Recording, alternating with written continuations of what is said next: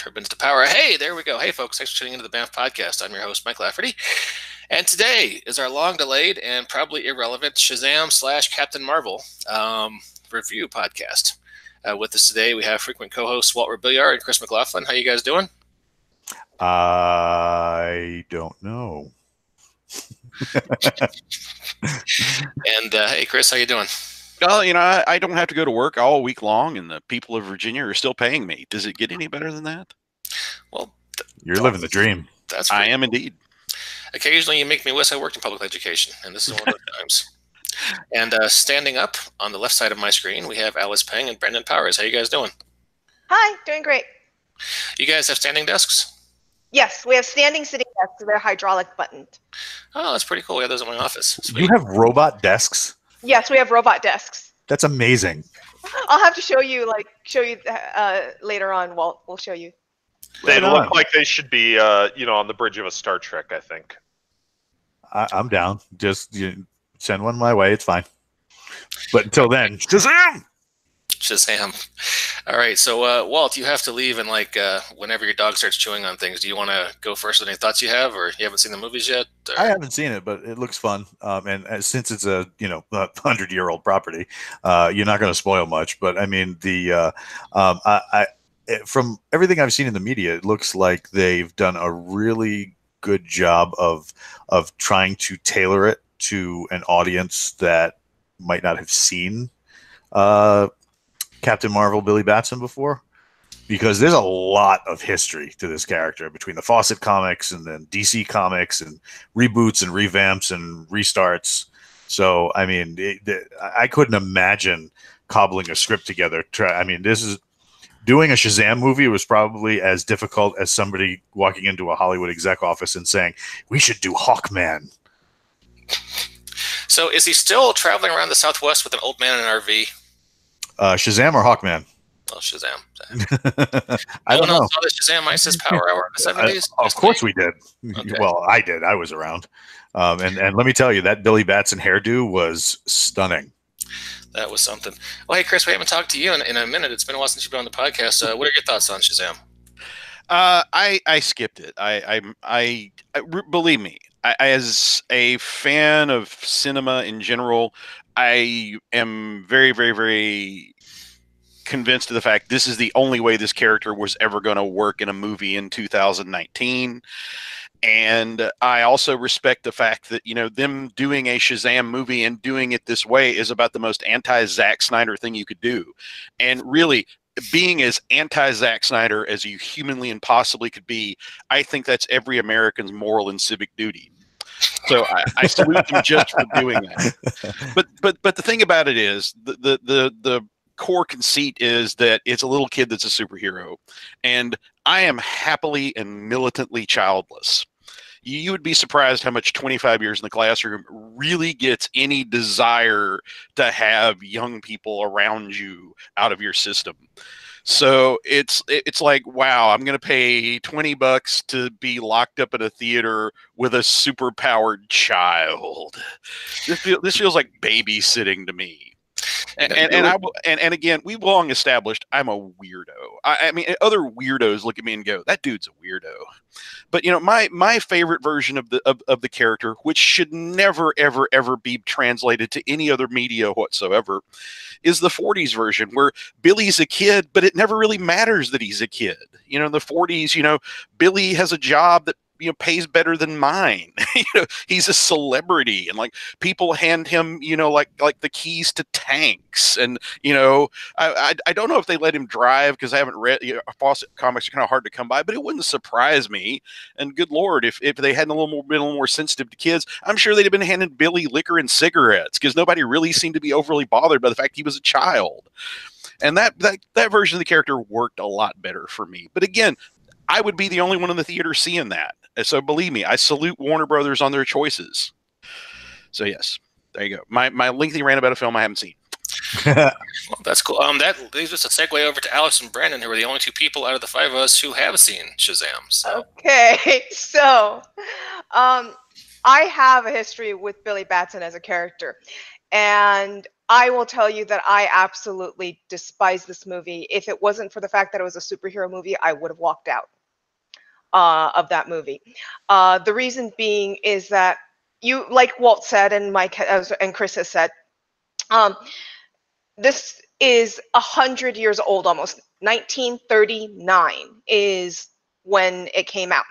I was first introduced to it in the 90s through back issues from the 80s, that 70s and 80s. That's where I believe the back issues were. And the character really spoke to me because something I, like you, Chris, Brandon and I don't have kids. We have no desire for kids.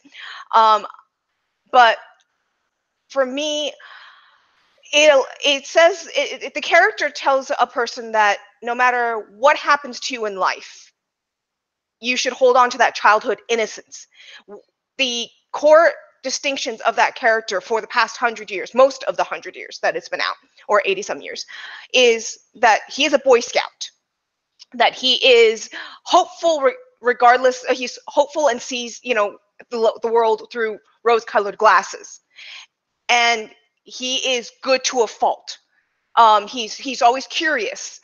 Well, the problem that I have with this movie is he had none of those traits. While I understand that they're trying to portray a kid that's relatable, he needed to maintain some of those traits. The hopefulness was gone. He had this air of, I got to look out for myself. I got to look out for myself. And yes, he transitioned during the movie and learned that it was not always all about him. But the character is chosen by the wizard because he has that soul, that innocent soul. And this character was far from that innocent soul. He was not a Boy Scout. He stole, he cheated, he lied. And that mortified me. That angered me because it doesn't teach the values that that character does. And I understand that they wanted to make a darker movie. There are certain characters I feel DC can get away with using Warner Brothers and making these cinemas that are darker. Superman and Billy Batson are not characters I think can do that at all. And in addition to that, and the reason why I don't think that sorry, just got distracted. Brandon, I'll pass it to you because I got distracted. I'd actually love to hear any people's thoughts on what she was just talking about. I know you guys haven't necessarily seen the movie, but she was addressing a lot of the comic origins and such of the character, and you guys probably know a lot about that. Well, it was a stroke of genius that that the people at Fawcett, Beck and Ray Boy and all great people working at Fawcett. They picked up on the notion that their readers were kids, and I think a mistake that's been made through a lot of media is people assume that kids want to watch other kids. I think I learned that lesson at 9 when I really got into Battlestar Galactica, and I was screaming at the TV during the scenes when Lauren Green and with the extinction of the human race at stake would stop to talk to the little kid who was Will Wheaton, I'm pretty sure. All right, his little robot dog. Just like I don't want to see these people. I want to see what the grown-ups are doing. That they sort of picked up on the fact that kids want to watch adults. They want to be adults.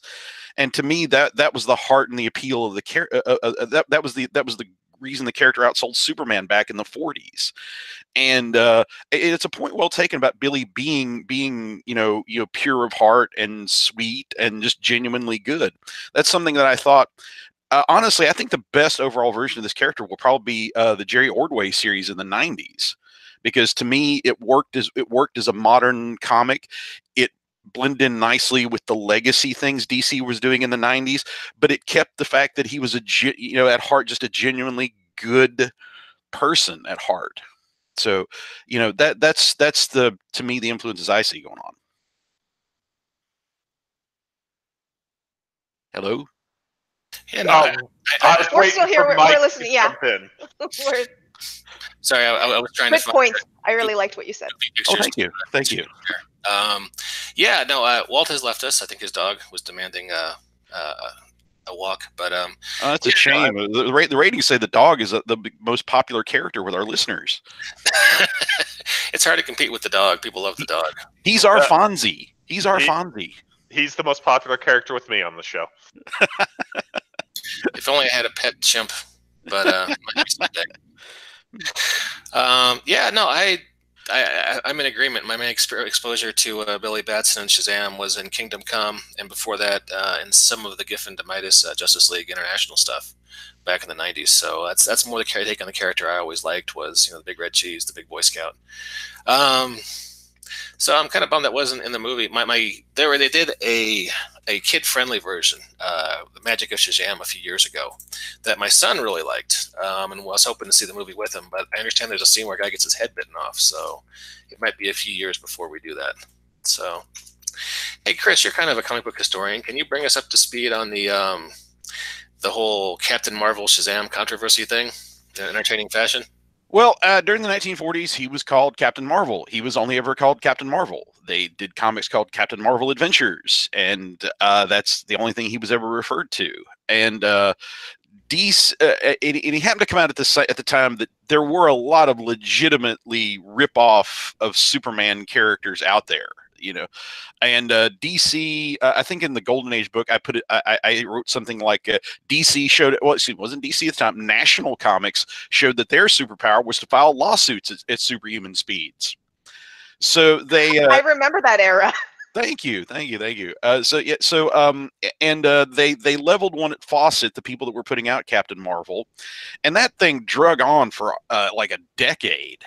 And I don't. I mean, really. I mean, if you have anything beyond a passing familiarity to the characters, you can't call the Fawcett Captain Marvel a ripoff of Superman. It's ridiculous. And it was pretty open, at least to me, pretty openly something driven by the fact that Captain Marvel was outselling Superman. But eventually, superhero comics they lost their luster after the war. They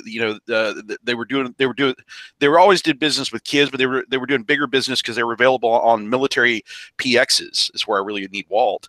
And soldiers were buying them. But after the war, they lost that sort of captive market, and their sales collapsed. So by that time, Fawcett wanted to get out of the business anyway. So they basically just surrendered because they thought, what's the point of fighting for something that there's no money in anymore. And so I think they paid some damages, and they agreed to stop publishing them. And I think that DC inherited some of their titles, well, at least, excuse me, DC didn't inherit the titles, just that they agreed to stop publishing them. And that was the last you heard of that character until late 60s, and then Marvel realized that essentially that's an abandoned trademark, and if they could get a Captain Marvel into publication, the name would be theirs. So that's where they rushed out the Kree soldier coming to Earth version that just, a offshoot of that just made $1 kajillion at the box office. And I've actually read that first issue. Last summer I read all of Captain Marvel, the male dude version. I read his adventures start to finish, and I got to tell you, that first Captain Marvel issue, it's credited to Stan Lee, but it's the most hot mess thing that I have ever read that has Stan Lee's name attached to it. And yes, I know he did Stripperella as well. It really is just it's basically just like a middle finger traced onto every single page. It's the most hot mess of a character I've ever come across. It barely works for that one issue, and there's just nothing in this character that's gonna go to a continuing series with any degree of success. But having stolen the trademark, they had to keep publishing this character every so often, or DC could have gotten it back. So, with absolutely no demand from anyone, they kept bringing this character back. I think everybody in comics wrote him at some point. Nobody lasted more than like 3 or 4 issues, and everybody would inherit this mess of a character, and their answer would be to do a complete reboot of him. I mean, really, I sat there, and I think he lasted a total like 40 some issues. If I had done a drinking game, take a shot every time Captain Marvel gets rebooted, I would still be in an alcoholic coma a year later. It was just really that amazing. Well, DC decided to bring back the Fawcett version in the 70s, but by that time they couldn't call him Captain Marvel anymore. Marvel had stolen a march on them. So they had to call his comic Shazam, and then ever since then they've been trying to nudge us in the direction of the rest of us calling him Shazam. And then finally they took the inevitable step with the new 52. You got to have the exclamation point or it doesn't work. Yeah, they finally officially called him Shazam. And by the way, also created my least favorite version of the character, like the hood-wearing douchebag who shoots lightning bolts and is like all grimdark and serious. If Oh you my read God, terrible. if you read New 52 version, that's the version they made the movie out of. He at one point is doing a street show going lightning from my hands, and he's doing a street show for money into his guitar case. Oh my God. That is the version they did the movie on, and I want to throttle whoever decided it was. Oh my God. I need to sit down. That knocked the breath out of me and I didn't even actually see it. Oh my God, they filmed that comic? They did, and the scene where he's just on the steps and just doing the guitar case and doing lightning from my hands, I was just mortified. But yeah, they did the dark grim, look out for numero uno, all the like very New 52 inspired Billy Batson. It made me so angry. Well, hey, can we segue to a movie maybe people liked? Did you guys see Captain Marvel? Yes. I'd actually like to just get a few thoughts out on the movie. There are different ones than Alice hit on, and they are a little bit involved of spoilers, if that's okay. Yeah, go ahead. Spoiler warning. If spoiler warning. Okay, go ahead. All right. So the movie starts off with the villain, and the whole thing involving the villain felt like a movie 20 to 25 years late. It really reminded me of a lot of superhero stuff that we would see back in the 90s.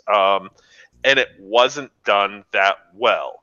Dr. Savannah ends up teaming up with the 7 Deadly Sins. My big problem with them is they could have been, the 7 ugly thugs or the 7 dwarves of Snow White. Because being the 7 Deadly Sins never did much. They didn't have any strong link to those sins other than occasional random references of, what's your sin? And, if you're going to pull out the 7 deadly sins that have been on the Rock of Eternity and held captive and now they're loose, I kind of expected there to be these massive changes in the world as those sins basically run rampant. But instead, Savannah just kind of holds them with him and pulls them out whenever he needs a thug fight. And it was just, to me, that was just such a waste of a concept there. To have those. Now, for me, I also did a Mutants and Masterminds Champions game where we were using the 7 deadly sins and they were running rampant in the world and such. And so maybe that's just striking closer to what I've run and so the thoughts that I had.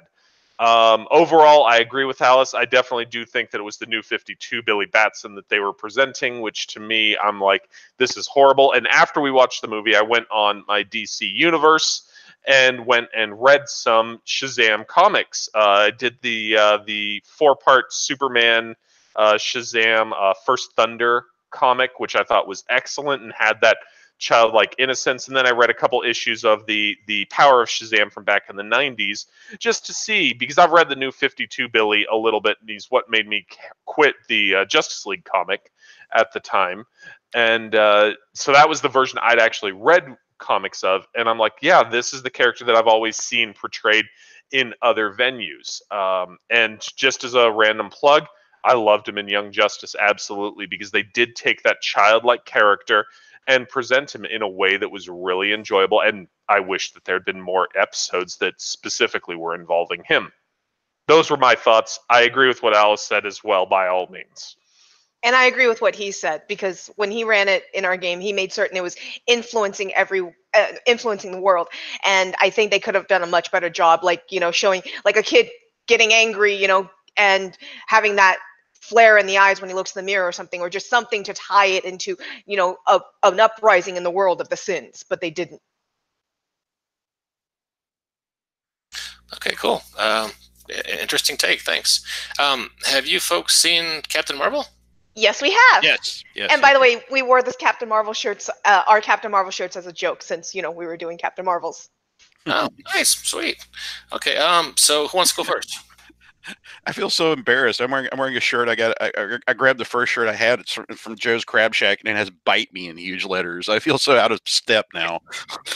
Well, you should be on camera so we can see it. Oh no! Believe me, a look into my face would just destroy the show's ratings forever. First thing I do when I meet somebody, I apologize for my face. No, we're way better off. We're way better off looking at the lantern symbol. It sounds like you are destined for public education. I mean, if you've got a face like that, your new class comes in, and Well, the late great Christopher Hitchens once described politics as politics is show business for ugly people, and as a political science professor, that's something I've always taken to heart. All right. Well, Chris, why don't you give your review first, since we've reviewed another movie already? Okay. Well, okay, Captain Marvel. Like I said, the actual dude Marvel guy was a hot mess. His book, it might have gotten good if somebody would have written it for longer than 3 issues, but it never really gets that good. Having read them all, it kind of peaks when Jim Starlin, I think, may have had relatively speaking, the longest run of anybody, and he told the only story that Jim Starlin ever writes. Hey, it's Thanos, and he's trying to get X object and mess up the universe. But since that was like the first time he told it, it was better than like the 87th time that he's told it now. So as far as like Dude Marvel, very, very, very little there I think they could have made a movie out of. Now, Carol Danvers. Carol and I have a huge history.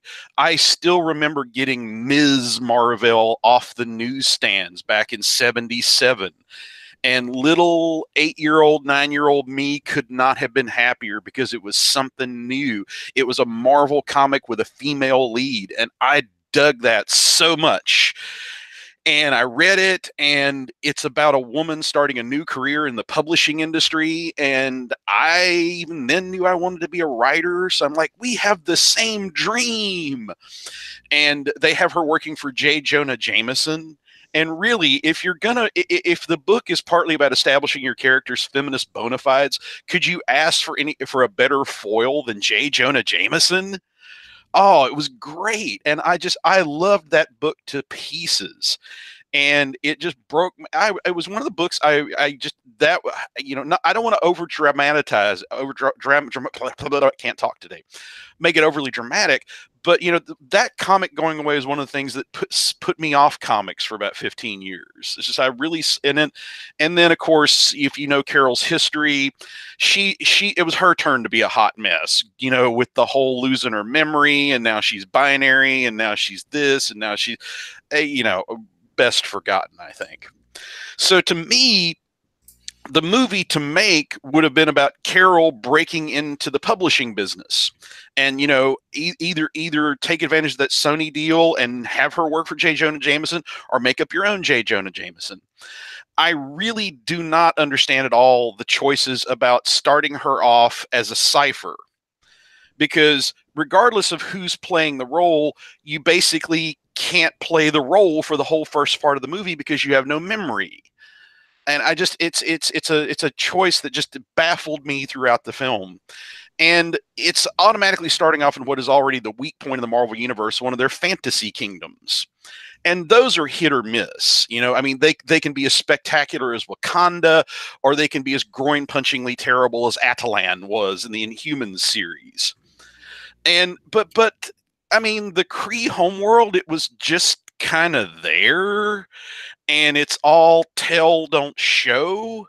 So really, I think that, whatever else happened, I think it had by far the weakest beginning of any Marvel movie I've ever seen.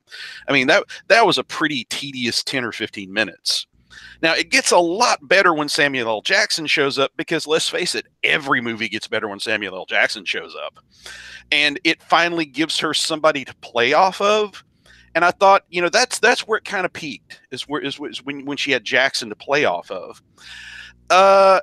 And then she recovers her memories, and it gets better, but they also want to work in like we want to be the Ready Player One of the '90s, and I want okay. A side opinion. I once had the flu, got out of bed, and stepped on a nail. I enjoyed that more than Ready Player One. Okay, so yeah, trying to be Ready Player One in the '90s is not scoring any points with me. Although it wasn't terrible. I think the only time that it was too much for me is when she's in the big fight scene and they start and I've been sitting there for like an hour going, I can't wait till they play "I'm Just a Girl" by No Doubt, and then boom, there it is. That's when it's like, now I want to hurt you, movie. You've hurt me, and I want to hurt you back. But it passed pretty quickly. I didn't hold a grudge for long. And so at the end, it was aggressively okay. I didn't feel like I wasted my money. I didn't hate it, but it's one of the runts of the Marvel litter. It just I didn't come out feeling transformed by the experience because I thought they could have made some better choices with the character, and I think they could have made some better choices just with just cinematically speaking. Although, hey, props to the guy who played the amiable Skrull guy. I thought he was good. Yeah, Jude Law. No, it's a Skrull, not the Kree, the Skrull. Oh yeah. Yeah, I thought he was a good presence in the movie. So yeah, it's not the movie that I would have made. Now of course you can't talk about you can't just talk about this thing on its merits as a film. You have to talk about the symbol that it has become. And if I had a dime for every time I had what was the one where Carol is drinking the cup of like fanboy tears. Yeah, it's become something more than the movie itself. And honestly, this is the part where I really like the film better than the film itself. Because again, I am a weirdo. I spend a lot of time with Joan Crawford, Barbara Stanwyck, and legendary Hollywood actresses. And if you come to me and say, it's a movie with a strong female lead, I'm going, yes, and? But this film, I think, really woke me up to the fact that somewhere between, by the time that they added sound and color to movies, somewhere in Hollywood, they sort of lost, for whatever stupid reason, the notion that a movie with a strong female lead can be a good movie that people will go see. And if this wakes Hollywood up to the possibility that yes, we absolutely need more women with female leads, then I think it'll be a great for that reason, even though, like I said, on its own terms, not that great a film. But if it gets more female-led movies made, then hey, I am all about this film. And apparently it's going to make happen the dream that I have had now for a decade. We're finally getting a Black Widow film. Because to me, Black Widow, especially the way they have done her in the Marvel Cinematic Universe, has way more potential than Captain Marvel ever did. I think Black Widow we can defend as having a strong female lead and actually being a good movie. So, okay movie, fabulous symbol. I actually enjoyed the movie more than you did. I don't have the same level of history with Captain Marvel or Miss Marvel as you do by any means. I'm old. But what I will say is there were definitely some scenes. The first 15 minutes, I was like, this movie's going to suck, same as you. I will be very honest with you about that. And then it got a lot better for me, and I really appreciated a lot of what they did. I think that some of the aspects that I really did not appreciate, though, and I apologize for anybody this might offend, but I have a long history of learning and watching and dissecting martial practices. And it was very clear that unlike Jennifer Gardner, who went through a lot of training to try and at least be decent at fighting in the film, they did not take that work with Brie Larson. And the film being her Elektra, yeah. Sorry, because she worked her ass off for it. So no matter what else you think about her depiction, she tried really hard to do the martial arts. For Brie Larson, it really showed that they didn't really spend any time working on her fighting skills. And so because of that, they cut several fight scenes that were mismatches of chaos just to hide that, because they weren't necessarily using a stunt double during those scenes. And those scenes gave me a literal headache.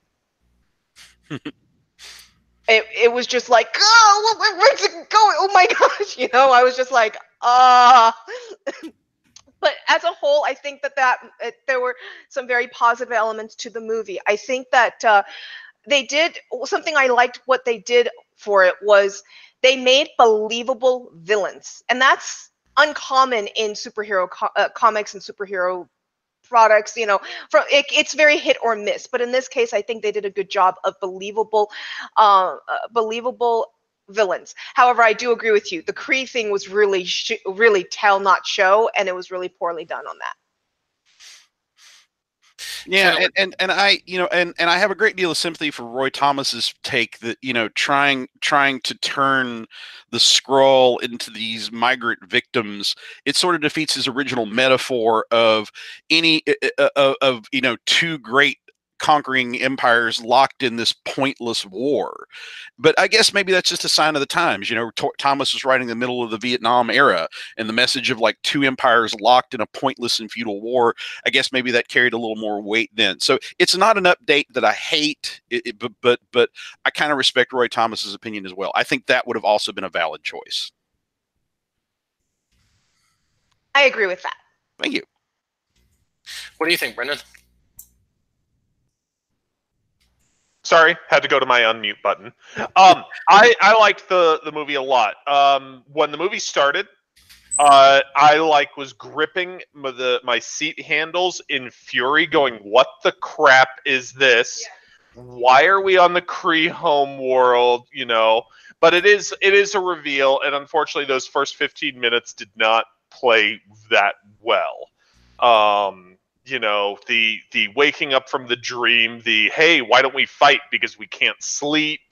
I completely agree with Alice, and I'm the one that, when we were talking about it after we saw it, agreed with the terrible cuts in the early fights that are trying to be physical, because I was literally in the theater just trying to puzzle out what the crap is going on the screen, and it was not great. However, as the movie progressed, it really did pick up a lot of steam. I thought it was one of the better Marvel movies as of late. I love Infinity War. Homecoming's Michael Keaton is fantastic. And Ant-Man and the Wasp was just a great time. Before that, it had been a while since I'd found one that I really liked. Black Panther was just okay to me. Guardians of the Galaxy and Thor Ragnarok really just aggravated me. This one, I had a lot of positive experience. I walked out of the theater with a really good time. And I avoid all previews. Alice and I try and, as soon as we know we want to see a movie, just avoid previews. So literally, when I'm sitting down in the theater before, I've got my ears plugged as soon as I identify a movie, and I close my eyes to try and just avoid any spoilers. What I heard about this one, though, was that it was the new feminist movie or something, and going through it, I really didn't find that message that some people were super happy about. Other people were really aggravated, because it's not a feminist message. It's a message of empowerment for people. The person that they're telling it about happens to be a woman. That's it, and that doesn't make it a feminist message. That just makes it a message that a woman is the main character of. And I liked that message of empowerment. And the humor, I thought, was well placed in the movie. I loved the Veer. Her name, they call her Veers throughout a lot of it, and I thought that was a really good reveal. I didn't catch on to that being just part of Carol Danvers' name. I would say the weak point of the movie was, unfortunately, the main character's acting. I just did not dig Brie Larson's acting. And the high point of the movie, I would say, is Maria Rambeau's speech. I thought that actress did an absolutely fantastic job when she was talking with Carol in Louisiana. Phil Coulson and Nick Fury were great to see in it. I'm sorry. Go ahead, please. Go ahead. Okay. You sure? I agree with what Brandon was saying. I just wanted to add to that a little bit. Walking out, it was a much more uplifting experience than when we walked in. It just definitely improved. But what I wanted to add to his statement about the feminist message, I'm not really a feminist. I think that there's lots of things in the world that's overdone on, but that was definitely a movie about empowerment. And as a woman, I've been through a hell of a lot worse than what they highlighted, and I know a lot of women who've been through, excuse my language, sorry, through much, much worse than I have, sexism-wise. And the things that she went through, some of that they highlighted, some of it could have been done to a guy. A lot of it could have been done to a guy, simply because a guy who's a little bit runty or whatnot, wanting to go through flight school, stuff like that. A lot of that stuff could have happened to a man just as easily. It just happened to be a woman. They did not overhit on the feminine thing, because they would have done a lot worse if they did. Yeah, we have an explicit tag, by the way, on iTunes, so you can cuss if you want. It's okay. Well, and it reminds me of I think just to expand on your point, what I thought was one of their weaker filmmaking choices is, like I said, in my head, it's Carol going to work for J. Jonah Jameson, and that's how you see that she's discouraged and has to deal with things. And if you want to impart your feminist message, it's right there. It's inherent to the story. Trying to do them as flashbacks, especially like really rapid cut flashbacks, I thought that's a very risky female filmmaking choice, because whether it's a female message or a male message or whatever, that's really tough to convey what you need to convey with that choice. And so the way that the Captain Marvel filmmakers did it, I just felt like I was being punched by memes. I just didn't feel like there was any depth or consideration to it. And I came away feeling like they want to make a strong statement about being picked on and discouraged, one that's there for everybody. But they chose to do it in a way that was way beyond their skills. Like I said, I felt like memes were punching me. I was sitting here thinking, like, these are things that have never happened to anybody ever in this way. And I just thought that was unfortunate, because they apparently expected that was going to carry a lot more film than it was capable of. I keep thinking about things like Star Trek VI, random example. They want to make a statement about prejudice.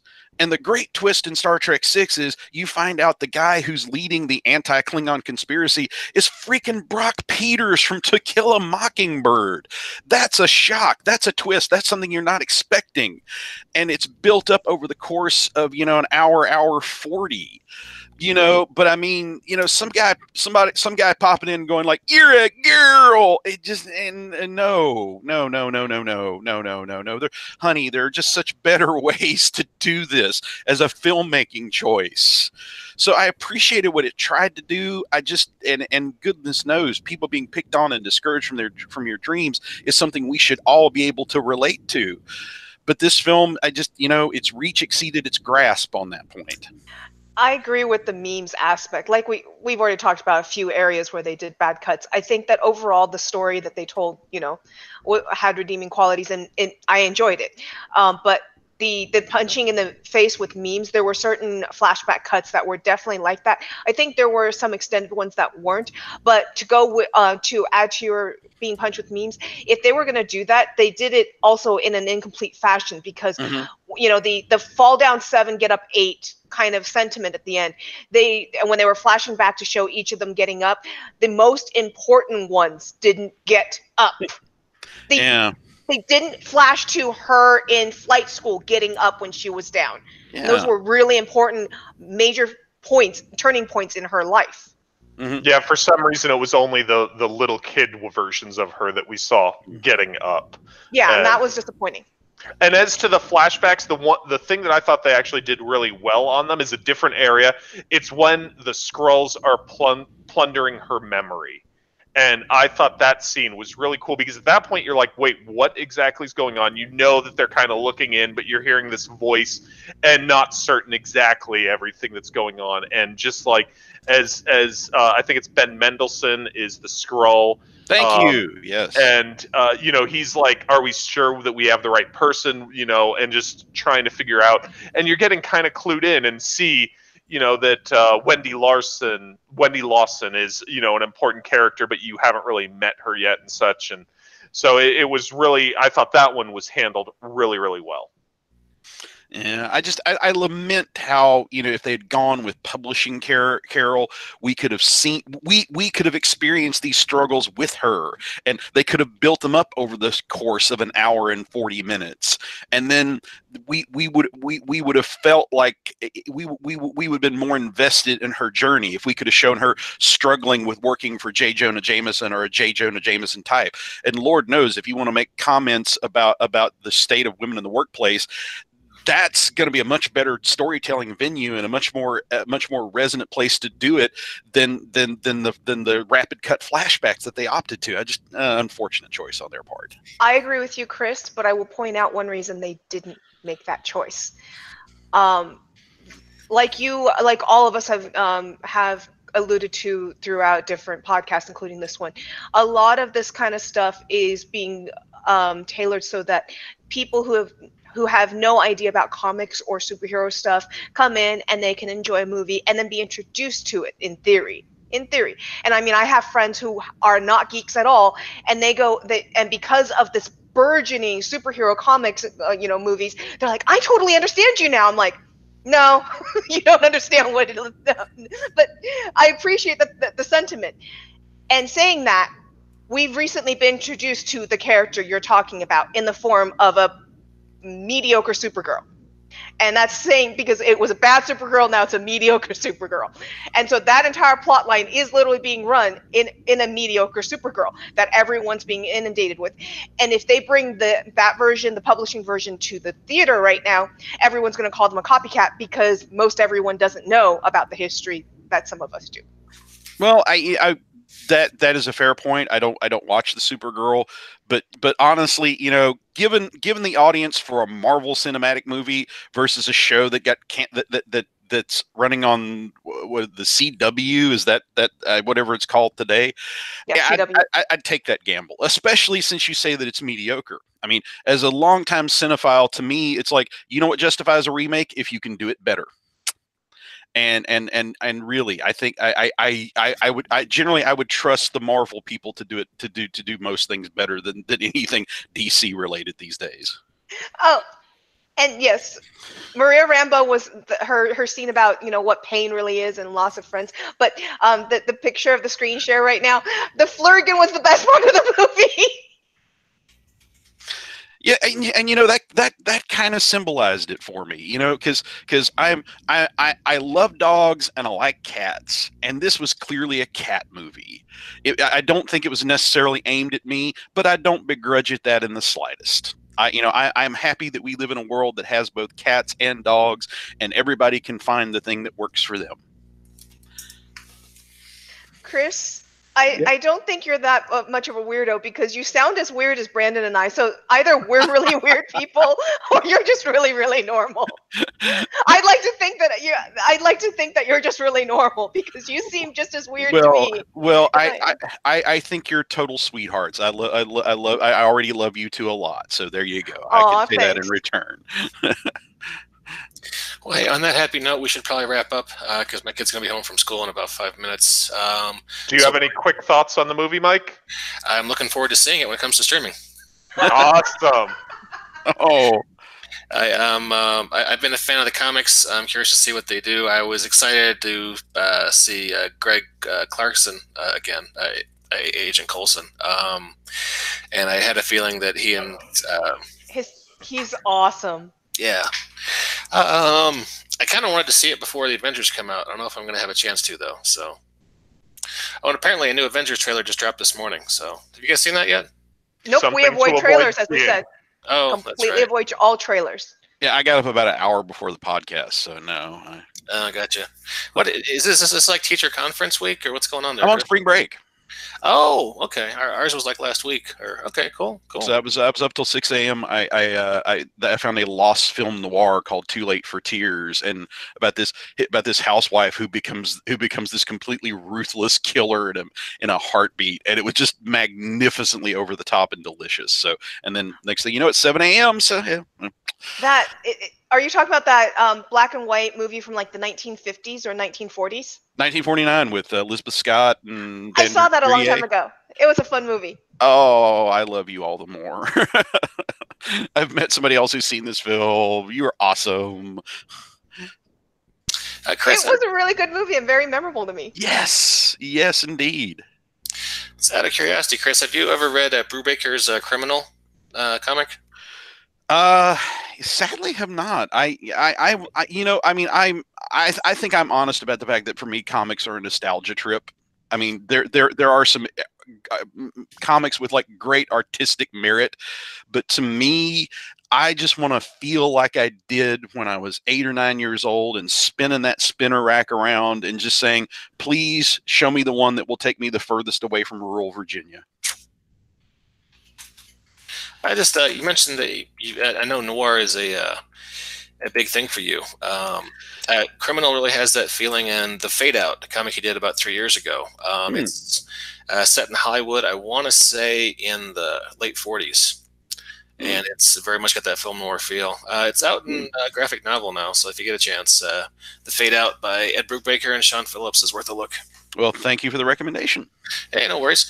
And with that, any closing thoughts from anybody before we wrap things up? Now looking forward. Go ahead. Looking forward to our Endgame podcast. Yeah, we have to get that on the books. That's Yes. going to be a big conversation. Yes.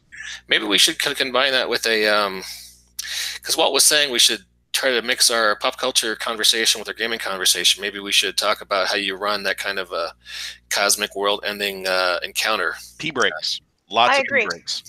I agree. Lots of P-breaks. Oh, and we definitely need Chris in on the panel when we talk about rock, paper, scissors, because I really want to do that episode because I really want to teach people that not every single character should be a brick. That is fair. And Chris knows superhero comics, so I'm sure you can speak to that. You're very sweet. Thank you. And right system, so you know. All right, guys, I need to wrap up. Thanks to all our panelists for coming out. Thanks for Walt for saying hi and taking out to walk your dog. And actually, Walt is watching us on YouTube right now as he walks his dog, and he's typing comments in the chat. So, Aww. hey, Walt, how you doing? And to all our listeners, thanks for checking out the Banff podcast, and we'll catch you next time. Bye, everyone.